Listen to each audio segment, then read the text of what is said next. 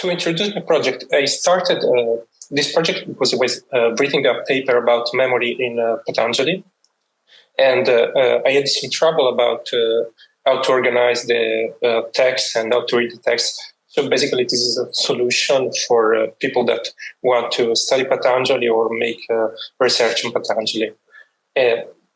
Before telling how the project works, which is a graph visualization of the Yoga Sutra and its commentary, I want to introduce a bit the Yoga Sutra. I think most people already know a lot of about Patanjali, but maybe it's necessary. The Yoga Sutra is the seminal text of the Yoga Darshana. It is written by Patanjali, and it's a very short text composed of 196 sutra, and it's a compilation of the preceding yoga techniques and yoga philosophy. It's heavily influenced both by Sankhya philosophy, but also there are traces of Buddhist thought, in particular of Vasubandhu, and it is divided in 4 pada.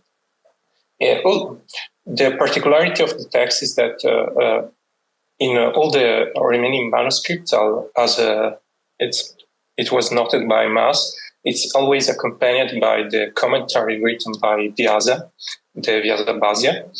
And so when one reads the text of the Yoga Sutra, one reads the Sutra of Patanjali, but also you have to read usually the aphorism of the commentary to the aphorism made by Vyasa, since the root text is very short and concise.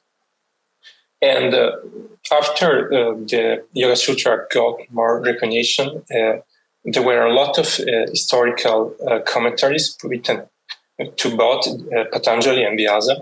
Those commentaries are work with merits, with incredible merits, both philosophically, hermeneutically, and historically.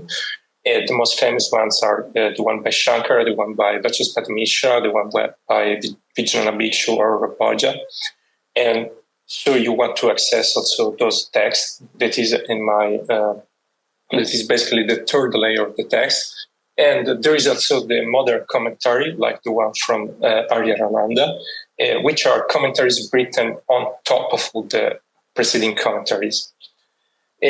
So to display all this information without getting lost, because if you have all the text in a line, some of the commentaries are very long, in particular for some sutra like 317, they are tens of pages long. So if you have all the text together, you completely lose track of what you are reading, where you are in the text. I talked about something that was designed to display Wittgenstein. Wittgenstein thought about the Tractatus Logicus Philosophicus as a nested tree, and he made the proposition as a specification of the proposition.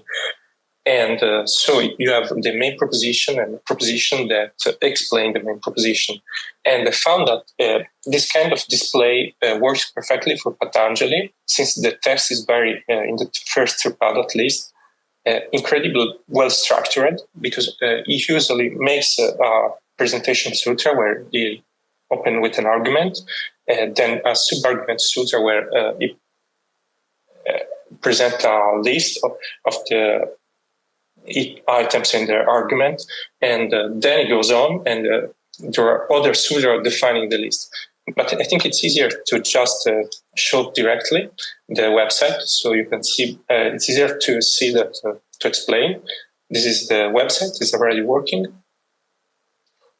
This is, for instance, the famous sutra about the 8 lines of yoga, which are yama, niyama, asana, pranayama, and so on. So you have here the yama, the sutra about the yama, that are non-violence, truthfulness, refraining for stealing, brahmacharya, and aparigraha. And here you have all the sutra that follows that are specification of this sutra. The following sutra is here niyama, and so you can see that 3 structure allows one to navigate better the sutra to the level of granularity you need, because you have the more general sutra, the specification sutra, for instance, pranayama, and the more specification sutra where Patanjali explained specific forms of pranayama. Also, this kind of graph presentation allows one to better see where are the arguments of the sutra. For instance, here is the first main argument of the first sutra, that is the vritti. Then there is the other argument of the first sutra, that is practice and dispassion. Then Patanjali goes on to talk about samadhi. Then there are a block of sutra about Ishvara. Then it talks about disturbances and the stability of the mind. And then you have the Sutra and Samapatti.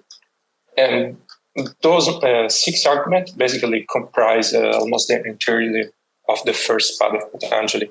So in the graph part, you see the main argument pretty well separated. How does this work at the website? You have the graph presentation, which is entirely editable. You can just move or add edges or remove them. You can also edit the colors of the individual nodes or in general. If you click on a node, on the left you have both the sanction test, the word, the translation in English, the Vyasa commentary, or you can also add other commentaries. At the moment, I just added the Vyasa commentary and the Vachaspati from a free domain translation by Rama Prasad. You can also edit in the node the translation if you want other translation. This was very important to me because working with Patanjali, you have to compare a lot of translation. And also, in this way, you can access easily the commentary you need. Like if you want a Vachaspati commentary right now, I can just go here. My idea of the tree was also to allow people to have information about the references used by Patanjali, because Patanjali makes a lot of quotation to other works, like this is Sutra 1.1, and I put here the reference to the first aphorism of the Mahabhasya of Patanjali, with a link to the Dasgupta translation on archive, which is the text which is referenced by Patanjali. And yes, you can. It's basically all the trees editable. I can't go in the detail right now, but you can add like tags, or like you want to add the random tags. And they stay. And after you have configured reconfigured the graph, you can just save your personal configuration as a JSON.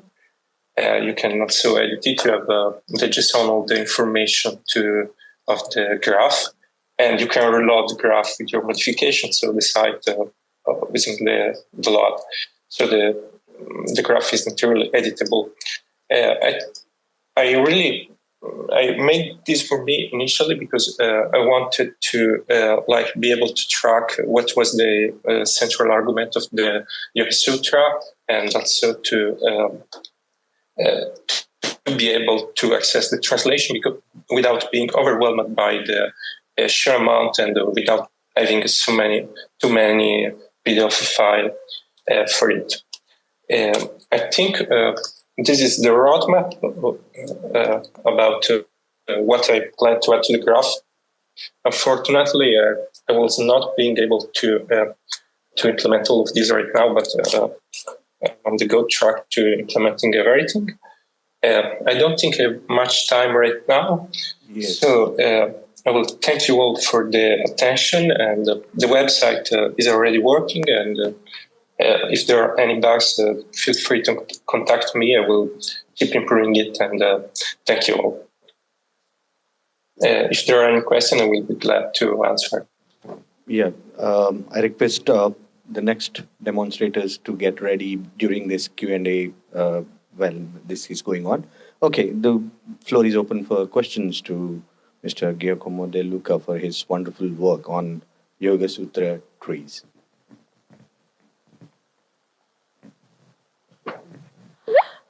Hello.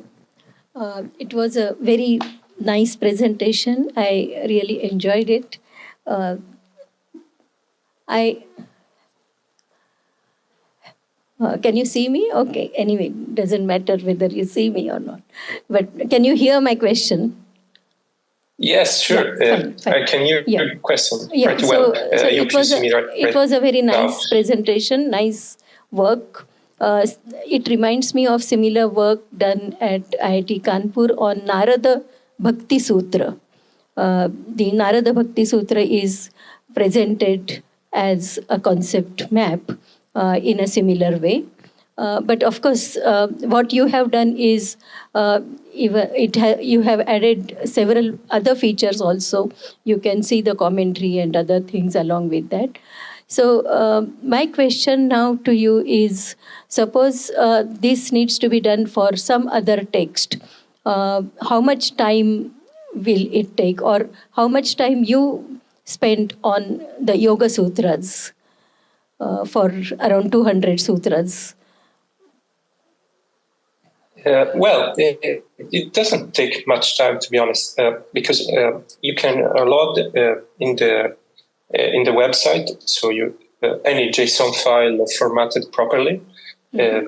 So you can let's say you want to do it for the Vaisheshika Sutra, which is also an incredible text, Right. and it's well divided in argument, and you follow a similar scheme. You have the main proposition, which are mostly categorical ones, and you have a sub-proposition, which are often categorical ones, and so on.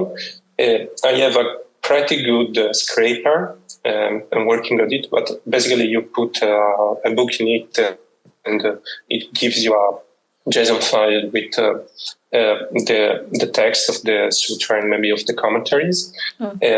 So you load the JSON on the website. It makes you the graph for you. Initially, it doesn't have the node location, so they are all on the same spot, but you can edit the location either manually or you write in the JSON. It's easier to put them manually. And then you save the JSON with the position, and you have it. It doesn't take much time once you have the framework and the scraper. The scraper takes a bit of time, but I have it, and you basically can work with any Indian text. Okay, good. I don't think every Indian text works for this, but thank you for the question. Good question. Okay. So if there is a short manual regarding this, it will help us so that students can work on various texts.